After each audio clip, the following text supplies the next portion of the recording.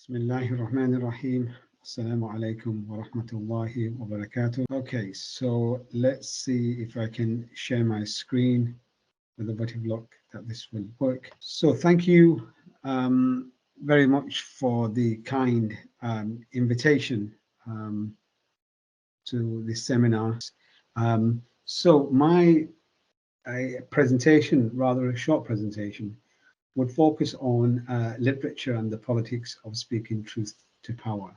I want to use the Muslim Liberation Theology as a source of inspiration, if you like. Now, I'm not necessarily going to go into the depth of unpicking what Muslim Liberation Theology means. Neither am I going to go into the semantics around using Muslim Liberation Theology as opposed to Islamic Liberation Theology, or as my friend Shabir Akhtar, who sadly passed away, he likes to call it the Islamic theology of liberation. So there's different ways in which this debate has been structured. Now, it's also useful for me to actually point out at this stage that I'm not a theologian. I don't necessarily have a theological training, but rather I am a sociologist. So this presentation will focus mainly around the literature, around a post-colonialism, decolonialism, but also the literature, the growing literature around Muslim studies, who very much speaks to this kind of issue of the politics of literature, and also the politics of speaking truth to power. So that's the foregrounding associated with this. Now, I think I want to make this really important point, and the point is this: is that the way in which Muslim communities in Britain, but also Muslim communities within the diaspora, have basically used literature as a way of making sense of the reality. And so we basically use history, politics, philosophy, sociology, theology also as a way of making sense of the reality that we find ourselves in. But I think this seminar makes an interesting departure. And this interesting departure basically focuses on the way in which Muslims can actually use literature as a way of transforming the politics of neoliberalism, politics of racism, politics of Islamophobia, etc. So it basically sees Muslims as active agents, in this change, if you like. The second thing that I want to kind of point out also is that we're actually in a very interesting period of history, and this period of history basically is marked out by the fact that the old ideas of the past, so for example, the ideas of liberalism, neoliberalism, conservatism, Labour, the politics associated with New Labour, doesn't necessarily speak to the realities of the population. And this is the point that quite a number of sociologists have pointed out, is that the old ways of thinking, the old ways of doing politics are not necessarily serving the needs of the people, if you like. So there's a disconnect between old ideas are redundant, and we have a space where new ideas are yet to emerge, if you like. And this is basically what Zia Sada talks about post-normal times. That is to say that we're actually in this kind of in-between space where old ideas are no longer relevant, but we find ourselves in a paradox where new ideas have yet to kind of emerge. So I think this is a really interesting moment where Muslims can actually take charge in creating or developing new ideas that basically not only helps Muslims out of this kind of really difficult period in history, but also I think to help humanity at large as well. So I think this is the challenge that we have. So it's it takes a lot of hard work. It takes a lot of effort to kind of generate new ideas, if you like.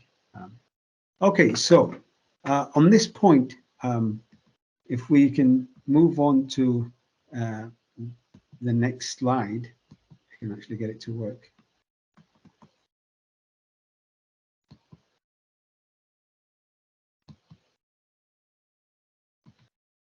Okay, here we are. Okay, next slide. Now, I think we basically, before we kind of move on to speaking truth to power, I think it's really important for us to kind of move away from using Western ideas to shape our thinking. And there's quite a number of interesting literatures around this area, if you like. So, I mean, for those people who've read, Heart of Darkness and various other literature that basically shape the way in which Muslims or the other, is actually a perceived.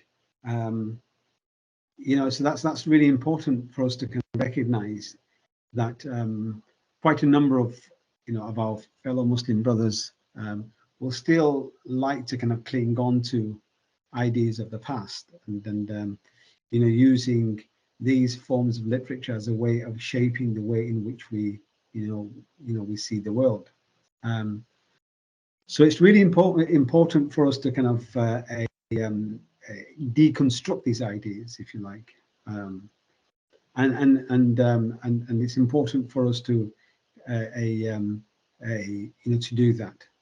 Equally speaking, I think there is also a body of literature that we can actually draw inspiration from, and this is within the the African heritage and the African tradition that has used literature as a way of challenging, deconstructing received wisdoms associated with with Black people. So this is a really important, interesting book by Chinua Achebe, When Things Fall Apart.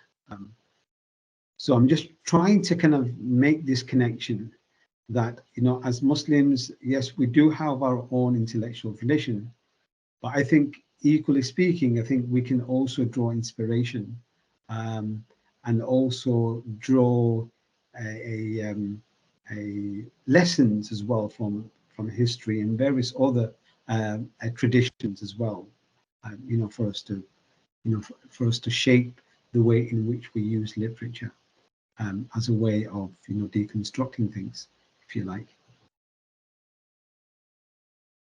So if we quickly move on to this really important literary figure, Indigo wa Thiongo. I mean, he writes within the tradition, the African tradition, if you like. And this is really important. A point about decolonizing the mind. So before we start to embark upon a tradition or a movement, I think it's important for us to go back to first principles and to start our kind of ways in which to start thinking through ideas. What type of ideas are we using to deconstruct? Where do these ideas come from? And I think what Thiongo really interestingly points out the use of language. Do we still use the language of the the Europeans? Do we still use English, French, and various other, German? Do we still use these languages as a way of looking at the world, but also do we still continue to use this language as a way of deconstructing things? And I think what I take from what Thiong'o's work is the importance of using non-European languages. So I think it's really important for us to, start to kind of invest. I mean, this is more lesson to myself more than anything else, really, that we should try and use non-European languages, because non-European languages also allows us to kind of think in a different way. I mean, obviously Arabic is important. Persian, Farsi is important, and also Bengali and Urdu and various other kind of African languages are really important for us to to kind of spend time thinking about these things.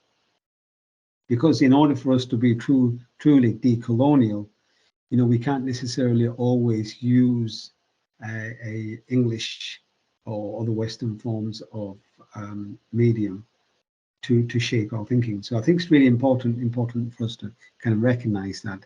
And I think this is not just only a semantic point, because I think language plays a way in which we think.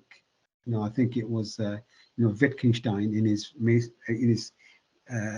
famous book, The Tractatus. There's this interesting line that basically says that the limit of my language is the limit of my world. Recognizing that language shapes the way in which we think. It's not our thought process that shape our language, but rather it's the reverse. It's our languages, the language that we use shape the way in which we think. So I think this is perhaps one of the most important kind of lessons that we can actually take. Now, I think it's also important for us to recognize the need of using other forms of literature. I mean, like I've said, using Frantz Fanon, Thiong'o, and various other individuals to shape, to draw inspiration, but also to kind of help us kind of think through this kind of the quagmire, if you like. And thinking about Frantz Fanon in this this important book, the black skin white mask, and here on chapter 4, he has this really interesting title that talks about the so-called dependency complex of colonized people. So it's really important for us to kind of move away from a sense of dependency in language, in philosophy, but also in the way in which we kind of think as well.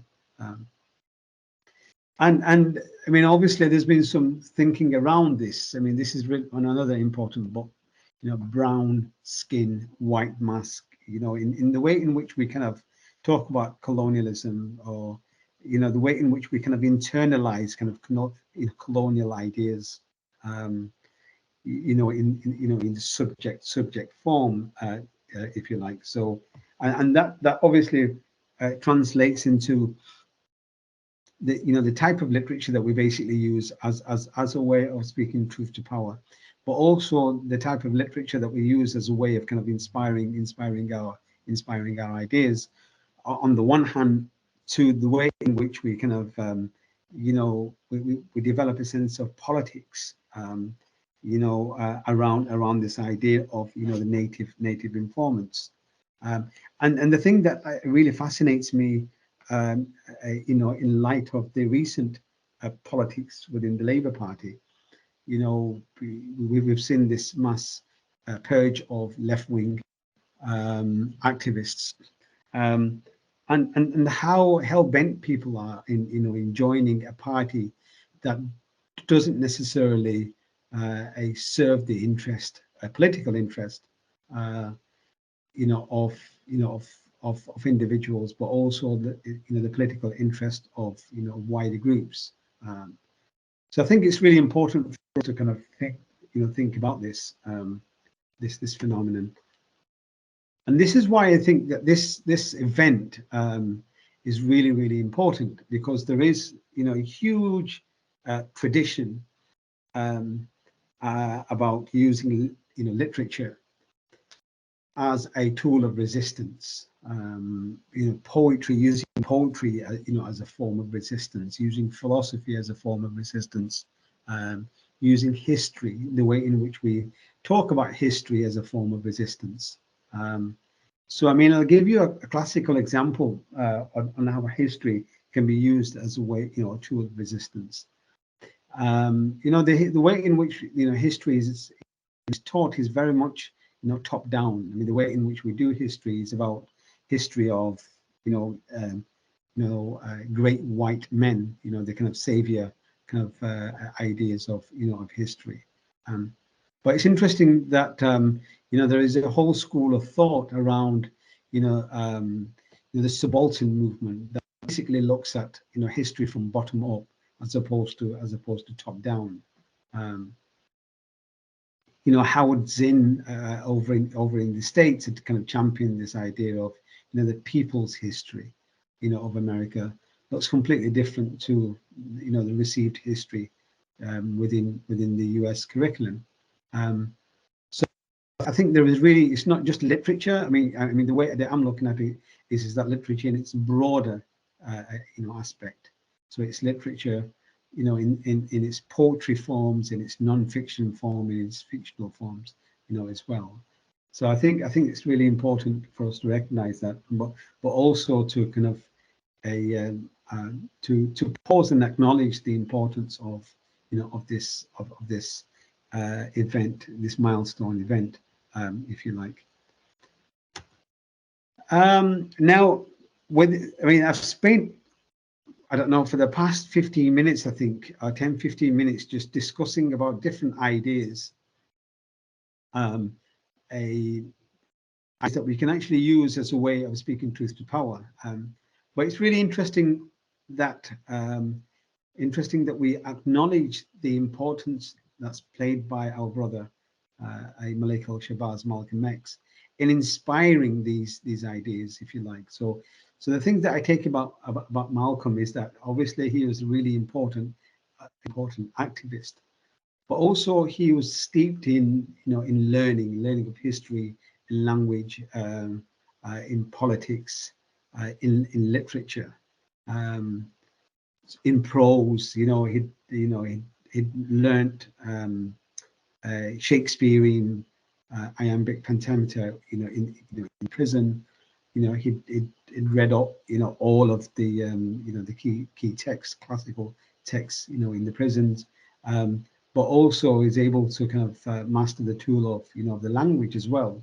But it's important to kind of acknowledge that he's perhaps the only Muslim figure that I can think of that has not only influenced Muslim thinkers, but Muslims, but also inspired non-Muslims as well. So he's the person that both Muslims can actually take ownership of, but also non-Muslim can also take ownership of as well. So I think it's really important for us to kind of acknowledge that. And most of what I'm trying to kind of articulate is trying to draw on that intellectual heritage, the intellectual tradition that Malcolm X actually left behind. I mean, more recently there's been an acknowledgement in that, because I guess previously the way in which the study of Malcolm X revolved around his kind of activism, but there is the growing body of literature that basically tries to kind of think through and also acknowledge the importance of his intellectual legacy within the arts, intellectual legacy within history and politics and literature, etc. So I think that's really important for us to to kind of mark that moment. And perhaps one of the most important figures that's tried to do this is Hamid Dabashi in this seminal book called Islamic Liberation Theology, Resisting the Empire. And he basically sees Malcolm X as a Islamic liberation theologian par excellence. So I think there is some acknowledgement that the important legacy that Malcolm X actually had, but also the important legacy that inshallah he'll continue to actually have in the way in which we think through these kind of complex ideas, if you like. Now there are also other works of literature that we can actually acknowledge within within the Black experience on this important topic of liberation theology, speaking truth to power. This is an important book, called of called the Call of Bilal, Islam in the African Diaspora. This is another important book, the Black Star and Crescent Moon, the Muslim International and the Black Freedom Beyond America. And then you've got a Rudolph Wares and various other contributors, on the importance of jihad of the pen, looking at the Sufi literature of West Africa. These are important texts, but there are other texts as well that we can actually draw on. Sylvian Diouf's book, the servants of Allah, looks at the way in which slavery and the Muslim experience coincided together. I mean, I'm talking about the transatlantic and Atlantic slave trade. But also there is there is a strong tradition there about resistance as well, about how Muslim noble figures were enslaved, but they still continued to use the power of the pen as a way of of talking about their experiences, but also trying to kind of resist their resist the the experiences that they kind of find themselves with.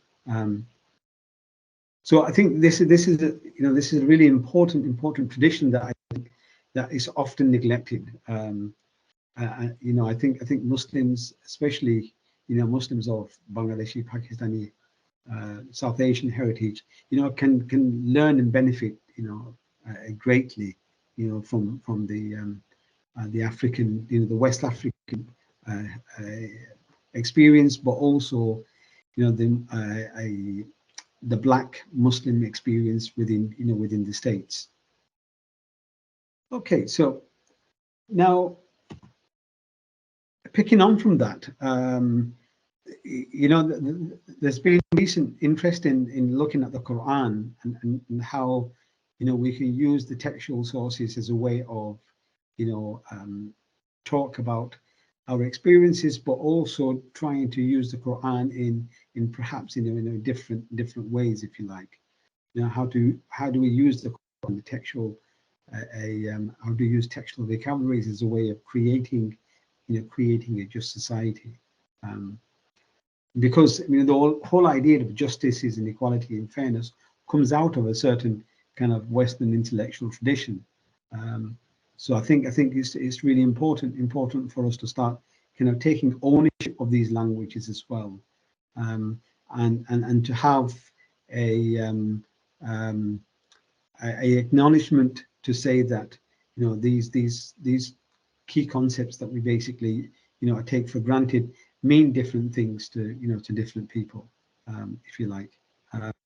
And I mean, I'll give you a classical example. I mean, an example is that when within the Western philosophical tradition, when the ideas of a just society is basically used, it's very much used as a rhetorical tool. It's very much used as a an idea that is basically detached from detached from reality. So in other words, that it's basically a concept that's basically essentialized. but also it's a concept that's it's politicized to kind of create this idea of, you know, Western superiority, and also the inferiority of, you know, of the other, if you like. So I think it's really important for us to kind of have that kind of, you know, debate and discussion and acknowledgement of how these kind of concepts basically work, you know, in practice. So the thing that I've been doing so far is to talk about, you know, the history, but also the present. What I just basically want to kind of acknowledge is the importance of future thinking as well. And here I think, you know, the writings of Zia Sada is quite important, because he's perhaps the only future thinker that spent a lot of time, you know, thinking about you know, the future. Now here in this kind of edited collection, he makes a really important point, is that when it comes to history, the study of the past, and I think there's been a great deal of energy that's been you know, that's been generated in deconstructing, decolonizing, you know, history. You know, using tools as a way of recognizing how Orientalism has actually played, you know, in our understanding of the past. Now, what Zia basically acknowledges is that if we don't be careful, if we're not careful, then what will happen is our future will also be colonized.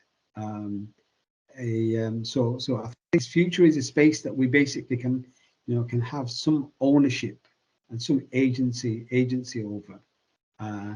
And it's critical and crucial that we, you know, play an important role in deconstructing the past, but also playing an important role in deconstructing the models of the future that's been given to us, also by, you know, by the West as well.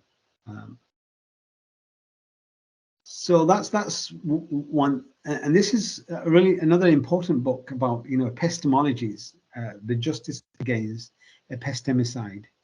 Epistemicide is a really important concept within you know, post-colonial thinking, that basically talks about how ideas have you know, become redundant. You know, takes the idea of suicide, epistemicide, to say that how, you know, how the ideas that we basically use, philosophical tools, epistemologies that we basically use, become redundant, become extinct, if you like. So, you know, when we talk about literature, when we talk about the, you know, the ideas, you know, developing new ideas, new ways of thinking, that's obviously informed by our intellectual tradition. It's important for us to recognize that, you know, the way in which the speed in which this society is actually moving on, you know, ideas, you know, become, you know, extinct, ideas become redundant, ideas get, you know, wiped out by, you know, technology, education system, etc. So I think that's, it's really important for us to kind of, you know, identify these really important markers. Okay, what I just basically want to do now is to move away from this idea of, you know, talking about, you know, grand ideas of, you know, philosophy and epistemology and futures, etc. And to talk about how we can actually use some of these debates in meaningful practice, if you like. And what I want to do is to move into the space of, you know, decolonization, because decolonization is something that, you know, a lot of universities like to you know, use, like to kind of give acknowledgement to, you know, so there is space that's basically opened up on the back of the Black Lives Matter, that there is a willingness for people to engage in some of these debates about decolonization. And I think it's important for us Muslims to at least to have a meaningful intellectual conversation and meaningful intellectual contribution as well to this particular, space. So just to remind us about what decolonization is basically, decolonization. I mean, obviously, it's an old term which basically references the process at the end of a European colonization and the end of colonial rule. So that's basically, obviously colonization, but the decolonization process is to basically move away from using Western epistemologies, but also you acknowledging that there is other ways in which that we basically can use as a way of thinking, about the world. But also, paradoxically, also acknowledging that how, although we're in a space of a post-colonial state, but we still have the legacy of colonialism amongst us, if you like. And I think the various slides that I've gone through, I've tried to kind of acknowledge that.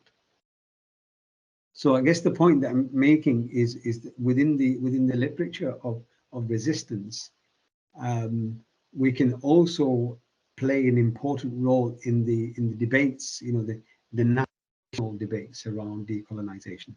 So that's the point that I'm trying to make.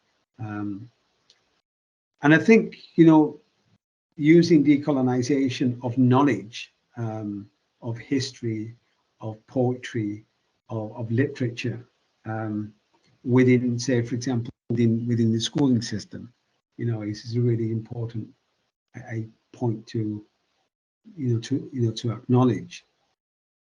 So this idea that we have an education system, we have a history curriculum, we have a national curriculum that teaches English, history, the arts, but we're very much still within that kind of colonial historical legacy, if you like. And sadly, if you look at some of the Muslim schools, they don't necessarily have invested a great deal of time and thinking in this in this subject matter. So I think it's really important for us to kind of acknowledge that there is an important space that we can contribute towards, if you like. And here, I mean, if you look at this report that came out some time ago by Teach First, they talk about the missing pages, and here, the large exam boards in the country, AQA, does not feature a single book on Black author. I mean, let alone Muslim author. So I think it's important for us to to have our own voices within these spaces, if you like. And here, you've got, the authors that, that try to a champion may not necessarily speak to the experiences of, the Muslim community. So within the broader, the package of diversity, the Muslim voice basically, gets lost.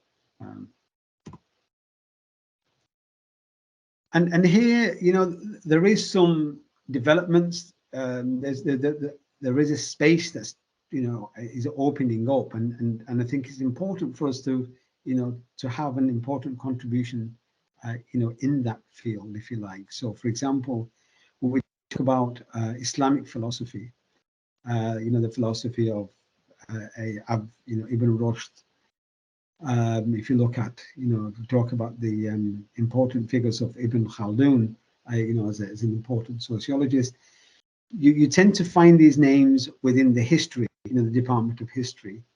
You don't necessarily have a Department of Philosophy that talks about Islamic philosophies per se. So I think it's important that we use the tools of scholarship, and that we can actually talk about and challenge and resist the the racial bias which are inherent within the curriculum. And I think there is some growing interest, but also growing vocabularies that we can use to do this, to achieve this. But also there are other ways in which, in interesting kind of ways, that we can actually do this as well. So, for example, this book's really important book by a friend of mine. He's really interested in the non-European roots of of mathematics, and a couple of interesting chapters on Islamic contribution to mathematics. So even within certain spaces that we don't necessarily think that there are overtly a contribution that we can make, it just takes a great deal of thinking outside the box about how we use literature as a tool of resistance. Yes, it's important for us to talk about the situation of Palestine. That's really, really important. Long may that kind of continue of encouraging and promoting our historians, our political scientists, to do that. But also, it's important for us to, spend some resources in a championing, but also resisting various other forms of, traditions as well. So the encroachment of Western ways of thinking within the national curriculum, whether it be through history or or literature or even mathematics. So I think it's really important for us to do that. So I'm hoping that this has been of some use, and what I've tried to achieve in this short presentation is the importance of using ideas, tools, using ideas of literature, history, politics, sociology, as a way of resistance. And this definition of resistance that I've used is not necessarily resistance with a capital R, but also resistance within our everyday life in terms of like schooling and politics. So I think that's perhaps been my kind of contribution to this to this discussion. But also I've tried to open up a space in which as Muslim communities we are confident enough to be rooted in our own intellectual tradition, but also take from various other intellectual traditions as well.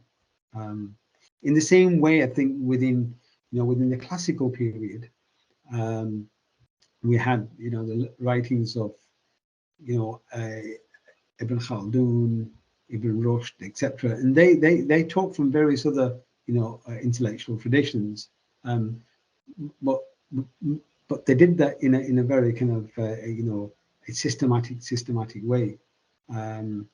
So I think it's important for us to have that level of that confidence, so that we can that we can also have our own agency, but also have the what's the word now? Have the confidence to work in partnerships with other intellectual traditions that basically achieve the same objectives. Okay, so thank you once again. Okay, assalamu alaikum.